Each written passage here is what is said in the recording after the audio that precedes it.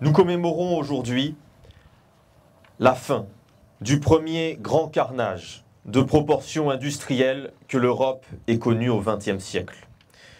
En s'achevant, la Première Guerre mondiale laissait derrière elle un monde dévasté. Bien sûr, ce n'était pas le premier des conflits dans lesquels se sont jetées les nations d'Europe. Toutefois, aucune guerre, par le passé, n'avait mené à un tel désastre et à un tel risque d'anéantissement total du vieux continent. Doit-on rappeler que près de 70 millions de soldats ont été mobilisés, 1,3 milliard d'obus tirés, 10 millions de morts et de disparus, 21 millions de blessés et de mutilés parmi les combattants, 5 à 10 millions de pertes civiles selon les estimations, 3 millions de veuves, 6 millions d'orphelins, des destructions d'infrastructures innombrables et un effort de guerre équivalent à de 3 à 4 fois le montant des PIB des pays belligérants. Face à ce carnage, nous avons le devoir moral et politique de nous interroger. À qui cette guerre a-t-elle profité? Quelle nation en est sortie grandie? Quel peuple a vu ses espoirs réalisés? Quel intérêt général fut servi par autant de barbarie? Aucun, sans doute. La Première Guerre mondiale, dite Grande Guerre, bien plus par l'importance des désolations et des morts qu'elle a produit que par toute autre raison, ne sort pas de nulle part. Elle est la conséquence d'un affrontement coriace des puissances capitalistes européennes. Elle est une compétition basée sur le profit et la cupidité sans scrupule de certains qui avaient intérêt à l'économie de guerre, à l'effort de guerre, et qui, oui, en ont profité. C'est bien le résultat d'un système économique et de ces crises à répétition qui ont entraîné les peuples européens, mais aussi colonisés, dans le chômage, la misère et la guerre. Le capitalisme porte en lui la guerre, comme la nuée porte l'orage, nous disait Jean Jaurès. Des hommes et des femmes ont tenté d'alerter contre le péril de la guerre et contre le venin du nationalisme qui ont emporté les peuples dans la barbarie. Comme aujourd'hui, certains continuent d'alerter sur le péril des montées en tension et des guerres qui se déclenchent ici ou là contre le péril des haines et des nationalismes. En son temps, Jean Jaurès paya son pacifisme de sa propre vie lorsqu'il fut assassiné par un militant nationaliste.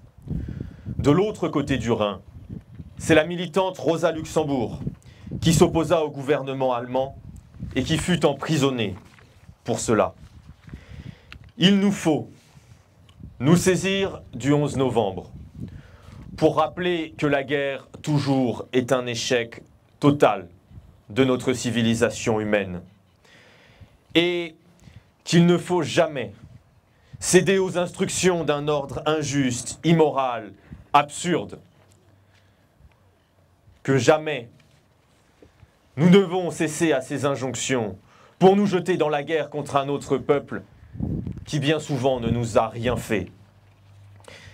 Oui, il faut avoir le courage de s'insoumettre contre toutes les haines et toutes les propagandes belliqueuses de dirigeants souvent irresponsables qui dressent les peuples entre eux et envoient s'entretuer des travailleurs qui, pour aucune raison jamais, n'auraient dû se retrouver face à face, chacun tenant un fusil.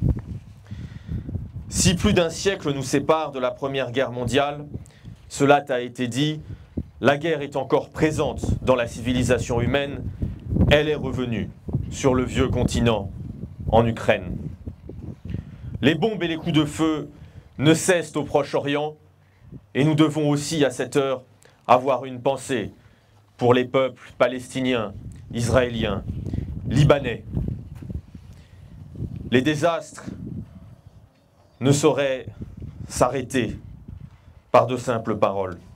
Le dérèglement climatique sera responsable de nouveaux conflits. Les migrations climatiques, la raréfaction de l'eau et de toutes les matières premières essentielles à la reproduction de la vie humaine causeront des désastres si nous ne passons pas à un ordre du monde organisé autour de l'intérêt général, de la solidarité et de la coopération. L'enseignement le plus important de ces guerres et de nos luttes est sans doute le suivant: la paix n'est pas et n'a jamais été un état de nature. Elle est toujours le résultat d'une construction politique, lente, patiente, méticuleuse. Et la France a les moyens et le devoir de s'y atteler. La guerre n'est pas une fin inévitable. Il existe, oui, un autre chemin que la France doit ouvrir. Oui, notre pays siège de manière permanente au Conseil de sécurité des Nations Unies, et cela nous rend responsables. Notre pays est la 7e puissance économique mondiale, et cela nous rend responsables.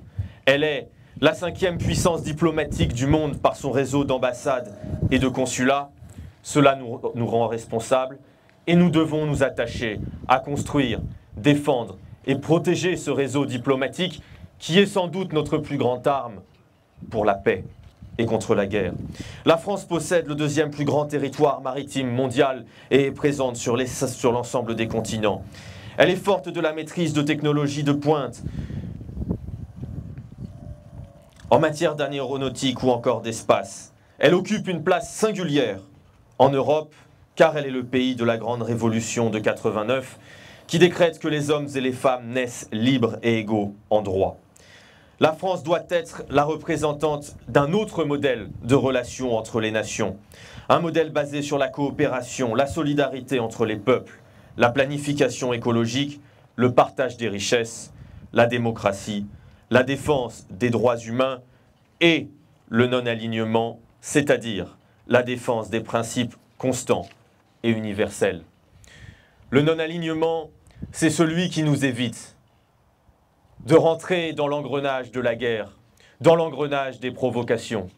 C'est celui qui nous permet de porter la voix indépendante et bien souvent trop singulière de la paix. Face à la barbarie de la guerre et à la loi du plus fort, nous opposons la civilisation du droit et la coopération des peuples, l'humanisme. Comme nous l'enseignait le grand Jaurès, il n'y a qu'un moyen d'abolir la guerre entre les peuples. C'est abolir la guerre économique, le désordre de la société présente. C'est de substituer la lutte universelle pour la vie, qui aboutit à la lutte universelle sur les champs de bataille, un régime de concorde sociale et d'unité. Vive la paix, vive la France et vive la République.